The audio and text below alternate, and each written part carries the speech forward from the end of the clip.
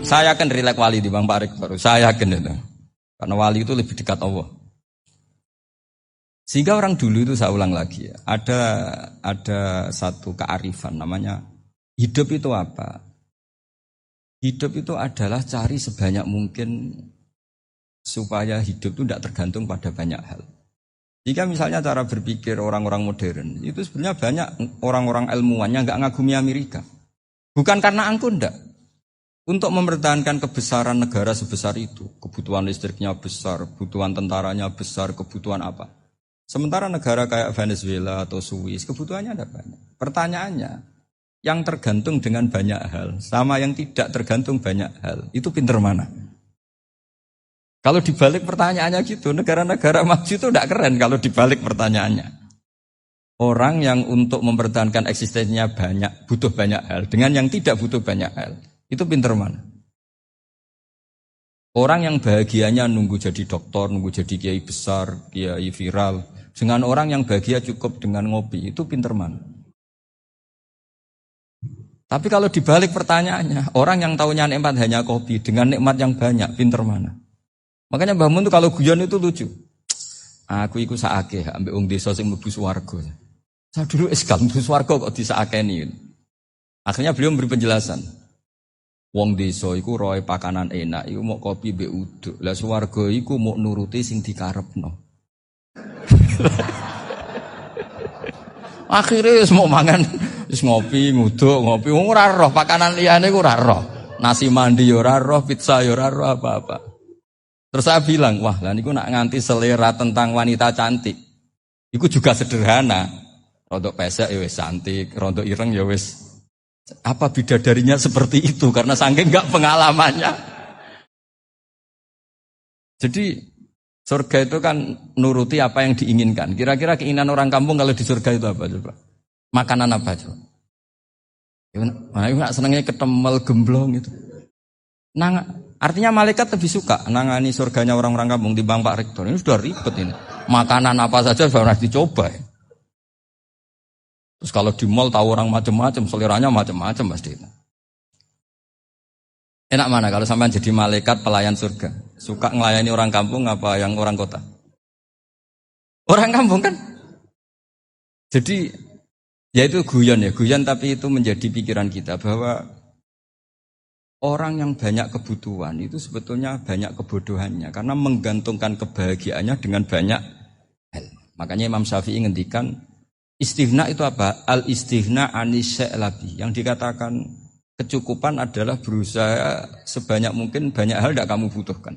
Bukan memenuhi semua kebutuhan kamu karena nafsu kamu ini tidak ada batasnya gitu. Kalau kamu penuhin nggak akan selesai. Itu ada perempuan yang kurang cantik, itu minta doa saya. Gus, doain suami saya kaya. Terus tak guyonin, terus gak minta. Kalau suami kamu kaya, yang pertama dirubah itu apa? Rumah, supaya rumah saya bagus. Kedua apa? Mobil, supaya mobil saya bagus. Nanti yang dievaluasi itu kamu. Mobil bagus, Alphard, rumah mewah, istrinya. Kamu, pasti itu dievaluasi. Langsung, enggak usah. Sudah gini aja kan. Jadi pertama yang dievaluasi itu kaya itu, coba kalau suami kaya itu yang dievaluasi pertama, rumah ya. Rumah ganti, setelah itu apa? Mobil. Kira-kira berikutnya. Akhirnya sudah enggak jadi. Nabi Ibrahim itu pernah minta umur panjang. Keren umur panjang. Sama Allah enggak dijawab. Datang orang tua gitu mertamu ke Nabi Ibrahim. Terus disuguhi dikasih kurma. Apa itu? Kok kurma apa? Anggur yang sudah matang sekali. Sudah dimakan. Setelah dimakan meler keluar lagi. Dimakan lagi meler lagi. Terus Nabi Ibrahim masuk lagi ke kamar. Ya Allah, doanya tak cancel. Nanti kalau saya tua kayak itu. Jadi Allah itu gak jawab langsung tapi ngirimkan itu. Akhirnya ya Allah gak jadi. Nanti takut itu. Saya pernah ngalami jadi kiai tadi ada ibu-ibu ya gak pati cantik lah. Suaminya tuh miskin sekali. Minta doa saya supaya kaya. Bareng tak kasih pertimbangan itu udah gak usah. Gak jadi itu. Jadi itu kearifan. Tapi kearifan ini harus kita tanamkan. Saya gak bisa membayangkan Indonesia yang besar ini andai kan tidak ada qanaah. nerimo ing pantum. Coba sekarang ada Covid. Andai kan Indonesia tuh kayak Perancis. Beberapa kali punya tamu orang yang hidup lama di Perancis, bahkan dapat istri orang Perancis. Itu dulu gak begitu mencintai Indonesia. Tapi setelah di Perancis 2 tahun, wah Indonesia hebat.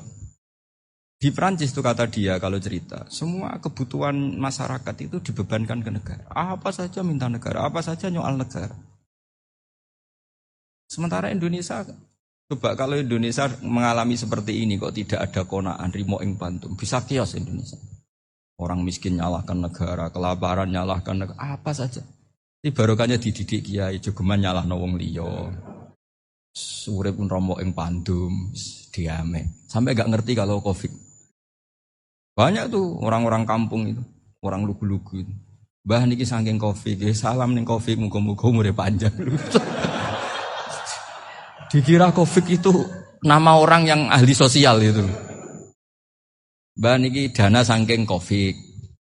Matur nuwun sampekno salamku, muga-muga umur panjang. Bingung kan yang nganterin ini. Ini gimana yang mau menjelaskan?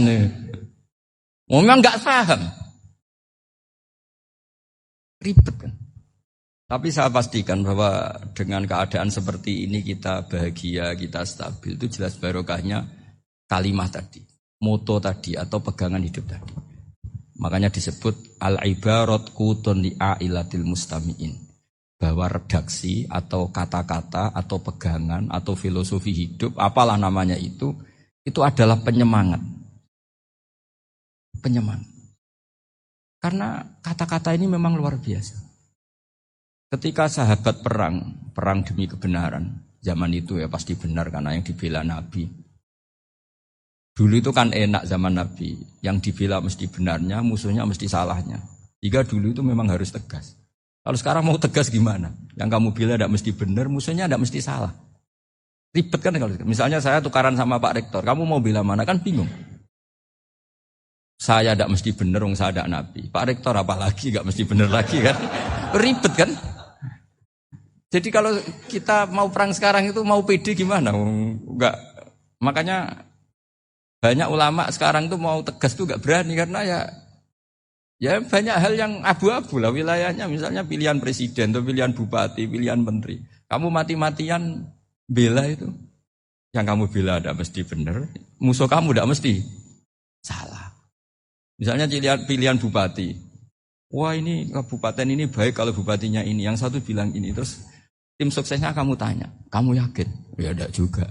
Lah kenapa semangat? Kan saya botohnya paling alasannya ya itu aja. Bukan yang lain. Beda dengan zaman Nabi. Nabinya mesti benar. Abu Jahalnya mesti salah. Kan enak aturan mainnya. Jelas. Singkat cerita dalam perang itu banyak sahabat yang ngalami luka. Ngalami apa gitu. Kemudian curhat lah ke Nabi. Ya Nabi gara-gara derekkan jenengan, ngikuti jenengan, saya harus ngalami seperti ini, seperti ini. Ngiranya orang itu diapresiasi sama Allah keluarnya. Ternyata sama Allah gak diapresiasi. Malah diturunkan ayat, intakunu ta'lamuna fa innahum ya'lamuna kama ta'lamun. Wa tarjuna minallah malah yarjun. Kalau kamu sakit karena perang, orang-orang kafir itu ya sakit. Itu saja berani padahal demi kekafiran. Watarjuna minallah malarjun. Padahal kamu punya nilai lebih yaitu berharap kepada Allah yang mereka tidak punya. Saya jadi kiai itu ya kadang mangkel. Karena yang benci ya benci, yang seneng itu ngel-ngel loh kayak Pak Bejo.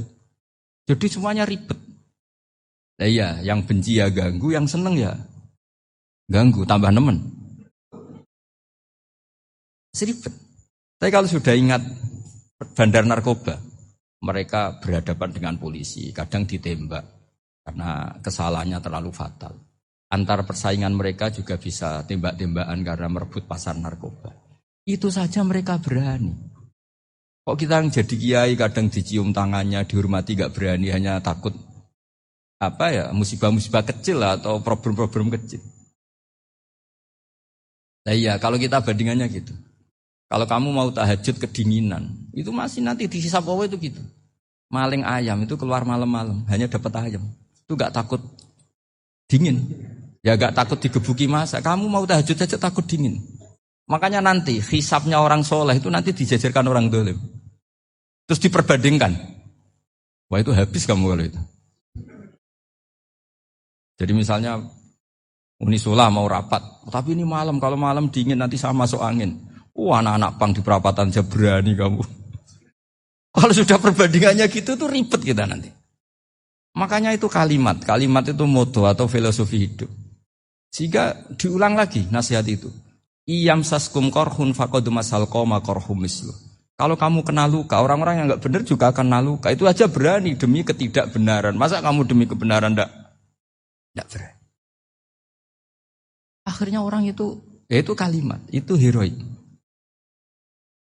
Makanya kita ini penting ya, makanya tadi himne Unisula dimulai kalimat thayyibah. Karena kalimat ini yang menjaga kita kalimat ini. Misalnya tentang Tuhan. Kenapa orang Islam imannya kokoh seperti ini, termasuk yang sudah hidup di Amerika, di Australia, di mana-mana. Itu ya barokahnya ajaran atau barokahnya kalimah. Saya sebut kalimah saya pakai bahasa santri. Karena la ilaha illallah itu dalam tradisi santri disebut kalimatu haqqin aliyah nahya wa aliyah namut wa aliyah nub'ats. Ada yang riwayat wa biya nub'ats insyaallah ta'ala minal aminin. Kenapa mereka di mana-mana meskipun sekolah di Amerika, di Australia, bahkan di Uni Soviet tetap mukmin? Itu barokahnya ajaran yang benar. Allah itu siapa? Tuhan. Tuhan itu sifat dasarnya apa? Awal. Dia harus wujud awal sebelum makhluk yang lain. Sehingga ketika ada negara yang maju, yang tertib, manajemennya tertib, masyarakatnya makmur. Tapi punya Tuhan yang tidak seperti itu. Tidak awal. Itu sudah gak nyaman. Karena ndaklah keren Tuhan saya. Karena Tuhan saya itu al-awwal. Dat yang pertama. Tuhan saya keren lah. Dat yang gak mati. Tuhan yang gak mati. Yang gak pernah mengalami kematian. Sehingga tontonan atau yang dilihat kenikmatan-kenikmatan yang lain ini tidak mengubah dia pendirian tentang Tuhan. Karena mantapnya satu kalimat tadi bahwa Tuhan itu ya harus satu, harus awal, harus tidak mati, tidak rusak, tidak mengalami apa-apa yang membahayakan. Sehingga ketika ditawarin Tuhan yang lain meskipun menjanjikan secara finansial atau kemakmuran, mereka gak tertarik. Itu coba, itu barokahnya makmur apa barokahnya ajaran? Barokahnya ajaran, sering negara Islam itu kalah makmur dengan mereka. Tapi barokahnya ajaran ini tetap apa? Tetap Islam. Makanya Nabi Ibrahim, Nabi yang sukses bikin waja'alaha kalimatam baqiyatan fi aqibi. Sehingga kita ini bekti sama orang tua misalnya. Itu ya karena ajaran. Suwargamu itu karek wong tuamu. Nak wong tuamu ridho, Allah ridho. Nak ora ridho, Allah ora ridho.